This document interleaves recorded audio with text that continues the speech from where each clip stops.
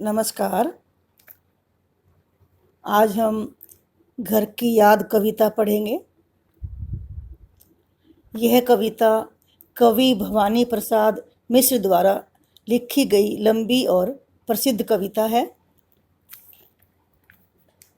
पहले कविता का संक्षिप्त परिचय देखिए। इस कविता को उन्होंने जेल प्रवास के दौरान लिखा था। कवि को 1942 में भारत छोड़ो आंदोलन में भाग लेने के दंड स्वरूप 3 साल के लिए जेल भेजा गया था। कवि अपने घर से दूर जेल में कैद है। उन्हें घर से दूर रहने की पीड़ा है। सावन के महीने की एक रात बहुत बारिश हुई, जिसे देखकर कवि को अपने घर और परिजनों की बहुत याद आई और उसने सावन को दूत बनाकर उससे अपनी कुशलता का झूठा संदेश देने को कहा, जिससे उन्हें कुछ धीरज मिले। अब देखिए कविता।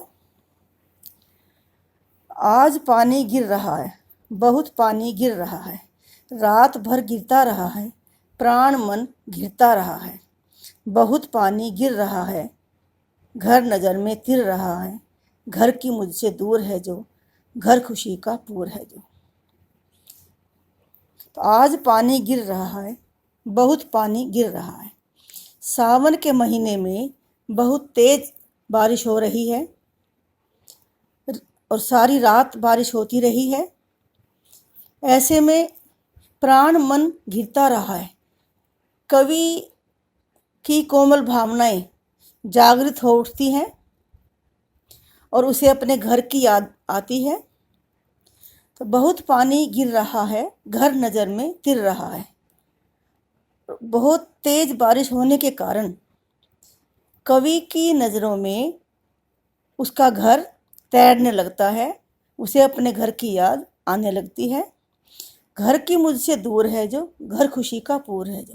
और कवि कहते हैं कि मेरा घर बहुत दूर है और वह घर खुशियों से भरपूर है। घर में 4 भाई, मायके में बहन आई बाप के घर, हाय रे परिताप के घर। कवि कहते हैं कि घर में मेरे अलावा 4 भाई और हैं और बहन भी मायके में आई हुई है। सावन के महीने में बहनें भाई को राखी बांधने आती हैं। रक्षाबंधन का त्यौहार होता है। तो बहन आई बाप के घर, हाय रे परिताप के घर। तो बहन जो है पिताजी के घर में आई होगी, लेकिन उसे वह घर भी परिताप माने दुख, तो वह घर भी अपने 5वें भाई को न पाकर दुखों से भरपूर लगा होगा। घर में सब जुड़े हैं, सबके इतने कब जुड़े हैं, 4 भाई 4 बहनें, भुजा भाई प्यार बहनें। और घर में सब लोग इकट्ठे हो रहे हैं। 4 भाई भी हैं, 4 बहनें भी हैं, सबकी इतने कब जुड़े हैं। ऐसा अवसर मुश्किल से मिलता है कि सारे बहन भाई इकट्ठे हों और इस समय सभी इकट्ठे हो रहे हैं और कवि को उन सब की याद आ रही है। और माँ भी पढ़ी मेरी, दुख में वह गढ़ी मेरी, माँ की जिसकी गोद में सिर, रख लिया तो दुख नहीं फिर। अपनी माँ को याद करते हुए कवि कहता है कि मेरी माँ पढ़ी लिखी नहीं है, लेकिन दुख में वह गढ़ी मेरी, दुख में वो मुझे सहारा देने वाली है। माँ की जिसकी गोद में सिर, रख लिया तो दुख नहीं फिर। माँ की गोद में एक बार सिर रख लेने से सारे दुख दूर हो जाते हैं। और माँ की जिसकी स्नेह धारा का यहाँ तक भी पसारा, उसे लिखना नहीं आता जो कि उसका पत्र पाता। कवि कहता है कि मेरी माँ के स्नेह की धारा, कारावास में रहते हुए भी मैं उसका अनुभव यहाँ तक भी कर रहा हूँ। मेरी माँ के स्नेह का प्रसार यहाँ तक भी हो रहा है और उसे लिखना पढ़ना नहीं आता कि वो मुझे एक पत्र ही लिख देती। पिताजी जिनको बुढ़ापा एक क्षण भी नहीं व्यापा, जो अभी भी दौड़ जाएं, जो अभी भी खिलखिलाएं। और अपने पिताजी को याद करते हुए उनकी विशेषताएं बता रहे हैं कवि कि मेरे पिताजी की उम्र अधिक होते हुए भी उनमें बुढ़ापे के लक्षण दिखाई नहीं देते, जो अभी भी दौड़ जाएं और वो अभी भी युवकों की भांति दौड़ लगा लेते हैं और खिलखिलाकर हंसते हैं। मौत के आगे न हिचकें, शेर के आगे न बिचकें, बोल में बादल गरजता, काम में झंझा लरजता। कवि अपने पिताजी की विशेषताएं बताते हुए कहता है कि मेरे पिताजी इतने निडर हैं कि वो एक बार सामने मौत भी आ जाए तो हिचकते नहीं हैं, सामने शेर भी दिखाई दे जाए तो वो डरते नहीं हैं। बोल में बादल गरजता, और उनकी आवाज़ में इतनी कड़क है कि जैसे बादल गरज रहा हो। काम में झंझा लरजता, और उनकी काम करने की जो गति है, जो फुर्ती है, वो जैसे तूफान के समान हो। अर्थात वो बड़ी फुर्ती से, बड़ी चुस्ती से इस उम्र में भी पूरा काम करते हैं।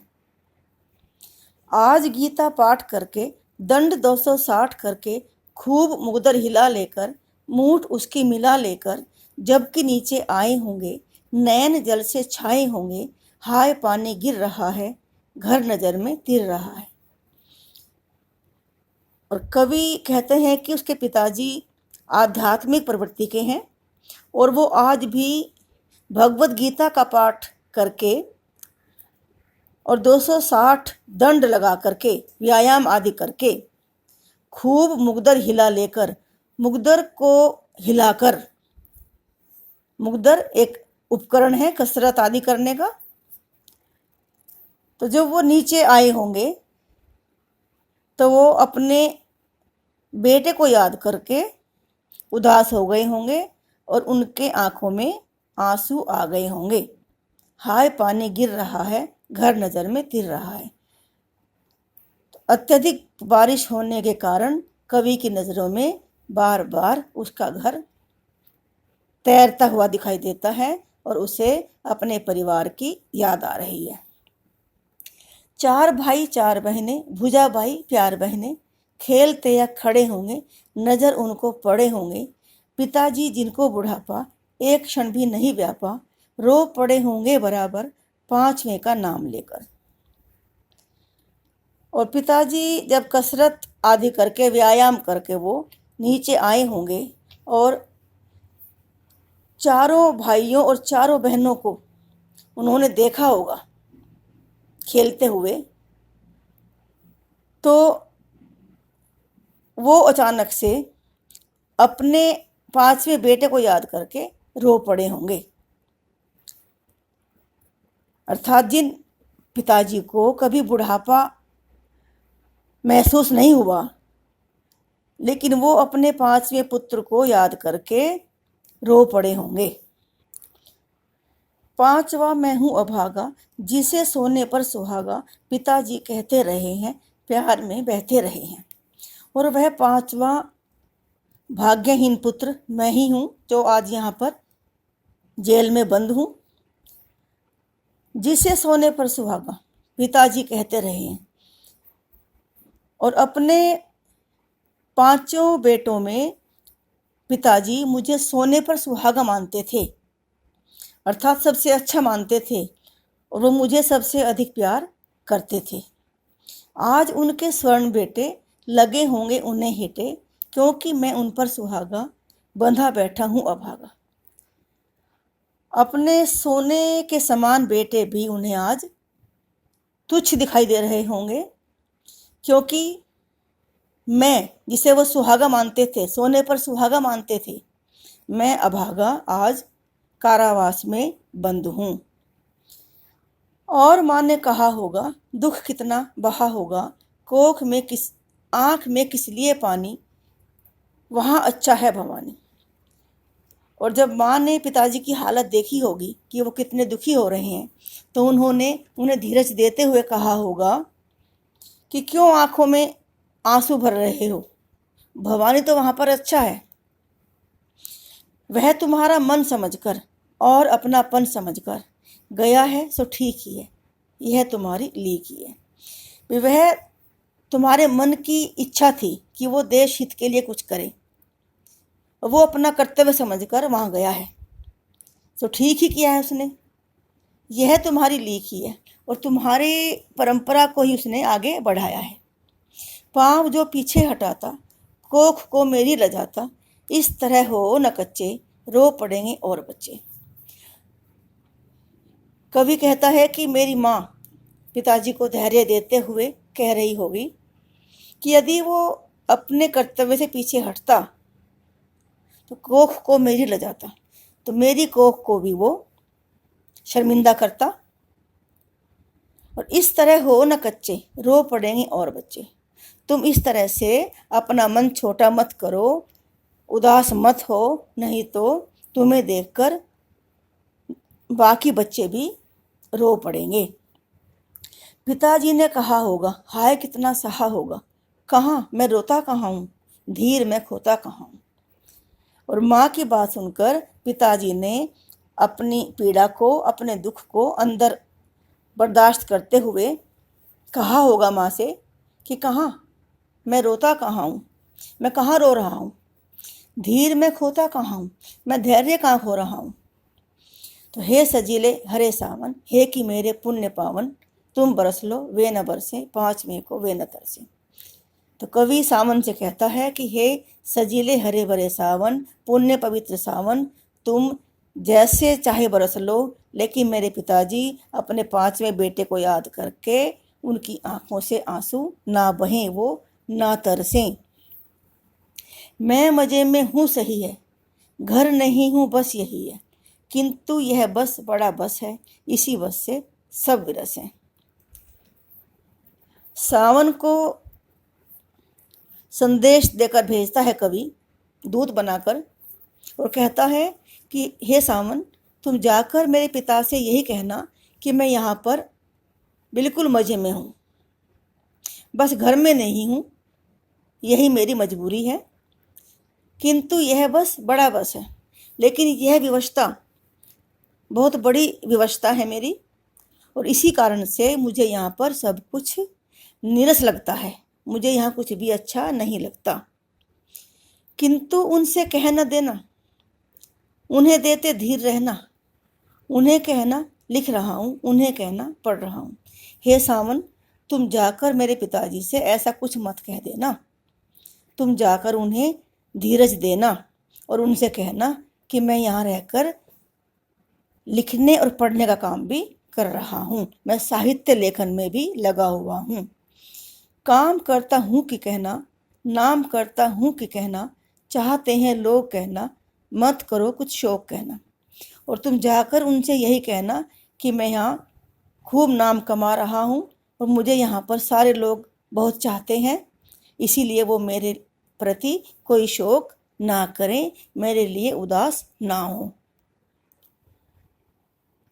और कहना मस्त हूँ मैं, काटने में व्यस्त हूँ मैं, वजन 70 सेर मेरा और भोजन ढेर मेरा। हे सावन, तुम मेरा संदेश लेकर जाना और मेरे पिता से कहना कि मैं यहाँ पर बिल्कुल मस्त रहता हूँ और मैं सूत भी काटने का काम यहाँ करता रहता हूँ, व्यस्त रहता हूँ उस काम में, और मैं खूब सारा भोजन खाता हूँ, जिसके कारण से मेरा वजन भी 70 सेर हो गया है, मेरा वजन बढ़ा हुआ है, कम नहीं हुआ जेल में रहकर। कूदता हूँ खेलता हूँ, दुख डटकर ठेलता हूँ, और कहना मस्त हूँ मैं, यूँ न कहना अस्त हूँ मैं। और मैं यहाँ पर खूब खेलता कूदता हूँ, सारे दुखों को झेलता रहता हूँ, और तुम जाकर यही कहना कि मैं यहाँ पर बिल्कुल मस्त हूँ, यूँ न कहना अस्त हूँ मैं। उन्हें जाकर ये बिल्कुल मत कहना कि मैं यहाँ पर निराश हूँ, उदास हूँ। हाय रे ऐसा न कहना, है कि जो वैसा न कहना। कह न देना जागता हूँ, आदमी से भागता हूँ। हे सावन, जैसा तुम देख रहे हो ऐसा जाकर वहां मत बताना। उनसे जाकर ये मत कह देना कि मैं आदमी से भागता हूँ, मैं सबसे दूर रहता हूँ, किसी से मिलता नहीं हूँ। कह न देना मौन हूँ मैं, खुद न समझूं कौन हूँ मैं। देखना कुछ बक न देना, उन्हें कोई शक न देना।